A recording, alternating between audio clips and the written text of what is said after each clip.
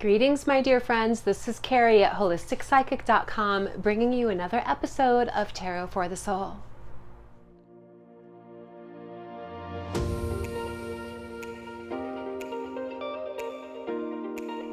Welcome back, my friends. We are in the midst of a really active week, and I'm super excited to be sharing some insights with you. Let's go ahead and take a peek at some of the astrological highlights that are happening this week, and then we're going to get into the cards. First, let's talk about the fact that we are in the beginning of Sagittarius season now. The sun just moved into Sag a few days ago, and this energy is really revitalizing a renewed sense of optimism, a renewed sense of enthusiasm, a renewed ambition in regard to getting some energy flowing forward in the direction of whatever our expanded sense of vision is. I talked a little bit about this last week, about how we're having a little window of time to get some forward movement going on after weeks and weeks and weeks of feeling sort of stalled out.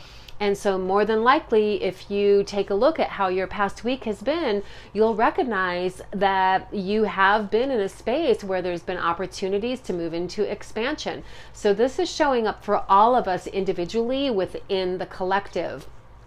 Now, we're blending that with, we do still have Venus just moved into Scorpio, and we still have Mercury in Scorpio. So the activity that's happening this week, astrologically, collectively, is the energy of, okay, I'm expanding, I'm getting energy flowing forward in the direction of my higher path. And again, we've been talking about this aspect for many weeks now, and we're finally in a space where we can begin taking some steps, but we're still dealing with deeper sort of shadow aspects that are wanting to come up to the surface to be healed and integrated. Now, this energy is going to be compounded by the fact that we have a full moon eclipse happening on November 30th. And this eclipse is happening in the sign of Gemini. And this particular eclipse is sort of shining a light, or bringing to the light of awareness, things that are connected to anywhere where we might have emotional imbalances happening within ourselves, within relationships. And so do expect that you could have some old emotional wounds coming up. You might feel like some of these things are being triggered. But please remember that whatever's coming up to the surface right now, whatever's bubbling up, whatever's being triggered, is rising up so that it can be healed, cleared, and integrated. And that is the best use of the energy that's happening as we're closing in on this last week of November and transitioning into December. So we're going to talk a little bit more about this eclipse season that we're in the next few weeks, because in a few weeks from now, we're going to have a solar eclipse as well. The lunar eclipse is happening first on November 30th. Many of us are already feeling that energy, and it is going to have sort of like a reminiscent energy of what we've been experiencing in the past month to 6 weeks around, a few steps forward, few steps back. But this time, it's not so much a few steps back as much as it is a deepening. It's more of like expanding and deepening and expanding and deepening. All of this together is serving as sort of like an alchemical transformation that's happening for all of us individually, that is really dialing us into that higher calling that we've been talking about. It's a part of the process. Personally, I feel really ambitious and excited about these new energies that are coming in, not only in the next few weeks and the next month, but in 2021. We are all coming into a space where we are going to be making some breakthroughs in regard to forward movement on our higher path. I'm super excited about that. And so it feels like a really good use of the energy right now is following your inspiration, following whatever vibes you're getting around things that you're intending to create for yourself, and letting yourself flow forward in that direction. And then just managing whatever's coming up on those deeper layers of old things that are coming up to be healed. The best way to work through those things is to be present with them and to address them with loving kindness within yourself so they can be healed and integrated. Okay, let's go ahead and dive into the cards and see what messages want to come through for us this week to support our collective journeys. So as usual, I'm going to give the cards a few shuffles. Today I am working with the Universal Rider Waite. And let me just take a moment here to tune in. And I'm going to be pulling 5 cards today. And today I'm going to pull all the cards at once, and we're going to take a look at the big picture before we get into the specifics. All right. And so we're going to look at things on a very holistic level as usual. And again, I'm always working with the cards in like an evolutionary way. So looking at insights, messages, guidance that's coming in to support our journey in soulful evolution. Okay, here we go. Let me get some cards selected here.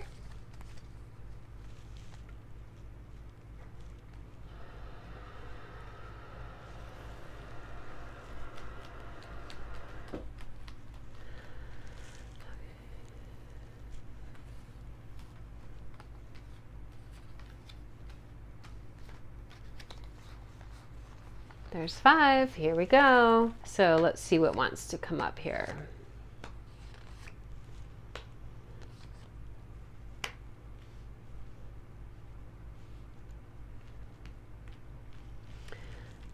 Okay, so as I'm looking at the big picture, on sort of a softer, more diffused look at any themes that might be coming up, the first theme that I'm seeing is there seems to be a little bit of an emphasis on matters having to do with second chakra and solar plexus chakra.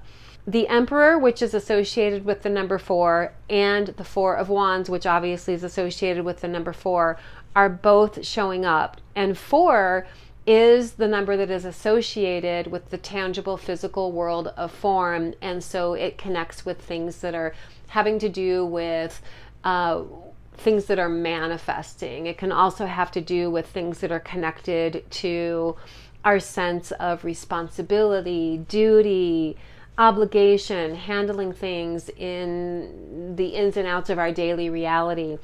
And so as I'm looking here, it feels like with the vibrant gold energies that are showing up with the 4 of Wands, which is in the position that indicates our soulful journey, you know, that which is giving us a sense of passion and inspiration on soulful levels. It's all about shining our positive energy in ways that will support harmony, joyful experiences, even a feeling of celebration around home, family, community. And it feels like the ways that we're being inspired to, you know, really shine our energy in these ways is very connected to allowing that to come from a space of true, authentic emotional wellness. So one message that's coming up for us, and this is in regard to what's going on astrologically, but also it is showing up in the cards that I'm looking at here. When I'm seeing this Emperor card reversed in the position that indicates how we can feed our soul, it's about really tapping into and having a clear awareness around what our true emotional needs are.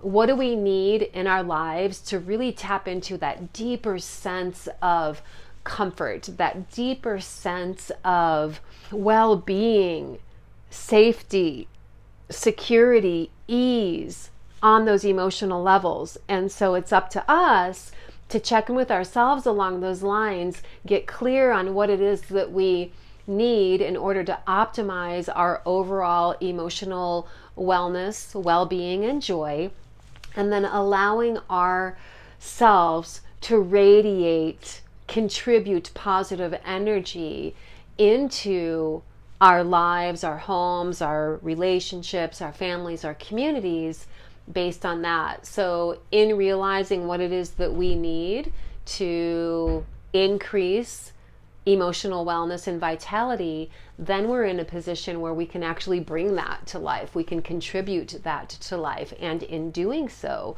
we are in fact having sort of a full circle cycle of experience that enables us to really embrace and embody and experience the fulfillment of the emotional well-being. Okay, I'm going to take a deeper look at the cards now. The energy that's showing up in the position that indicates the best use of our mental focus is the Eight of Swords. So this reminds us to be aware of, where do we feel stuck? Where do we feel stuck in a rut? Where do we feel uncertain? Where do we feel like we're on the fence in our life and maybe need to make a choice about some things? And realizing the power of decision. So when the Eight of Swords comes up, it basically does indicate paralyzing fear, indecision, uncertainty, and beginning to feel like we're stagnating. So as this card is showing up in the position that says what the best use of our focus is, it is looking into where we might be experiencing some of these dynamics in our lives and using the power of choice, using the power of decision making to get energy flowing forward, which will remedy anything that feels like stagnation. Now, this is reminding me of a simple spiritual teaching that goes along with this card. Making choices is a really good way to get energy flowing forward in your life during times of uncertainty or during times that are starting to feel a little bit stagnant. However, we want to allow the choices that we make to be choices that are really rooted in our inner guidance, really rooted in a feeling of alignment, and not making choices based in fear. When we make choices based in fear, it will not produce a high vibration result. So in order to assure high vibration results, we have to make our choices from that state of being ourself, which means choosing in alignment with what our true inner guidance is compelling us towards. This is where the power of choice comes in. When we make choices that are aligned with our inner guidance, then we can trust that that will get energy flowing forward in the direction of our highest path. So best use of our focus, our mental focus this week, is to realize where we might feel stuck, where we might feel uncertain, and check in with ourselves. Do I feel ready to make a decision, or what would be the highest vibrational choice to make in this moment? And sometimes a choice could be in not taking action right now. Sometimes a choice could be taking action. Sometimes a choice could be, I'm going to sit with it for a few weeks and choose later. But just checking in with yourself along those lines, and however you are feeling a little bit on the fence in your life right now, will help energy to flow forward in that direction, and it will help you sort of come into a deeper ease and grace in knowing that you're really no longer on the fence, but some type of choice has been made one way or another. And then this Four of Wands is coming up in the position that indicates matters having to do with our goals, our dreams, our passions. And this Four of Wands is compelling us to really establish our harmonious foundation for growth that begins at home. So this can be your literal home environment. It can be the home as in the community that you live in. And it's about really embodying the energy of joy, embodying the energy of enthusiasm, embodying the energy of trust, faith, hope, celebrating, knowing that you are in alignment with whatever it is that you've been striving towards. If you've been listening to these weekly messages for a few months now, and you've been following the guidance that's been coming up, for sure you're at a point right now where you're seeing the first signs of the efforts that you've been putting in motion. You're getting enough of a feedback from the universe to let you know that you're moving forward in a vibrant direction, and that's where that celebration energy comes in. So it's time to really allow that energy to evolve and build and gain a momentum as you continue to operate and function on that higher vibrational level, which brings us to the next card that's coming up in the position that indicates how our intuition is guiding us. It's the Hermit. The Hermit card does inspire us to look within. The actual image on the card itself talks about, looking within, shining a light in your inner guidance, tapping into your inner wisdom. Ask yourself, what's my inner wisdom telling me? And how can I align my intentions and my actions with that? So we really are at a juncture right now where we all can make big leaps forward, positive strides, and even experiencing early signs of success that are enough to keep us going in this trajectory that we've all been individually going, however it's shaping up for you.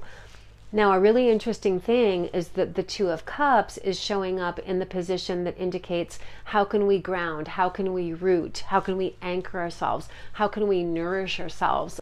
And the Two of Cups is about the energy of sharingness. It's sharing, it's emotional well-being, showing up in a very earth-centered category in regard to this spread that I'm doing. And this is reminding me of the lunar eclipse that's coming up, because the lunar eclipse in Gemini is emphasizing things that have to do with relationship with yourself, relationship with other lovers, friends, families, all of that. And so when I'm looking at this, the way that we can nourish ourselves and ground and anchor and center ourselves is through engaging in sharing in the spirit of emotional upliftment and well-being. Again, a big emphasis of this eclipse that's coming up is it is having the effect where it's revealing to us areas where we might be out of alignment on emotional levels or on sensing feeling levels. And this Two of Cups is indicating that, again, the best way to work through whatever is rising up that's showing you where you might be out of alignment, the best way to work through it is to be present with it, be conscious about it, be willing to be in the energy of sharing. This could look like conscious communication with other people in very kind, loving, heart-centered ways. And then finally, the Emperor card showing up in the position that indicates how we're nurturing our spirit. So the Emperor card is a lot about leadership and really stepping into our comfortability and confidence in our leadership. When it shows up reversed, it asks us to look at where we might feel overburdened, where we might feel overwhelmed, and to let ourselves be in a little bit of an examination period or a little bit of an evaluating period, and allow ourselves to sort of look at, are there things that I'm ready to transition out of? Are there things that I'm ready to be brought into completion? Are there things that are tying up my energy that aren't really serving me that I can find a way to bring into completion so that I can step even more into comfortable confidence in how I'm leading myself forward in my personal reality, in my personal dream? So this is basically shrugging off anything that's not aligned with this bigger picture dream that you're in the midst of manifesting for yourself. I'm really curious to hear how all of these energies are shaping up for all of you. I know for me, there's some exciting things that are coming about. In fact, I'm going to go ahead and share with you all now. I am opening a new healing center, and it's going to be open next week. And so more details on that soon, but this is one example of something that I actually started intending this before COVID hit. And when COVID hit, I kind of put it on the back burner, and I've been, working with my intention setting and sort of weaving through all these energies that have been happening right along with all of you. And as we came into this little window of opportunity to get some positive energy flowing forward in this past week, poof, opportunity manifested, perfect location, perfect situation. And so now, as we speak, I am in the midst of preparing to open my new healing center in another week or so. And so more details on that later. In the meantime, I'm wishing all of you a super happy Thanksgiving weekend, and I will see you in the next video. Blessings, my friends. Namaste and much love.